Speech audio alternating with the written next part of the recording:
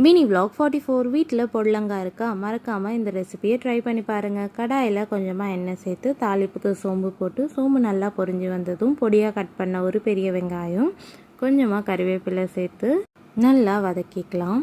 இப்போது 2 பச்சை மிளகாய், ஒரு துண்டு இஞ்சி, ஒரு 7லேருந்து 8 பல் பூண்டு சேர்த்து நல்லா இடித்து இந்த மாதிரி பேஸ்ட்டாக எடுத்துக்கலாம்.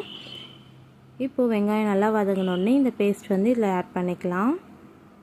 பொடலங்காவை நல்லா வாஷ் பண்ணி இந்த மாதிரி சின்ன சின்னதாக கட் பண்ணி சேர்த்துக்கலாம்.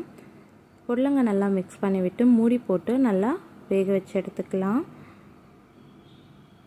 இப்போது தேவையான அளவு உப்பு, 1/4 ஸ்பூன் மஞ்சத்தூள், கொஞ்சமாக தண்ணி சேர்த்து நல்லா மூடி போட்டு பொடலங்காவை வேக விட்டுடலாம்.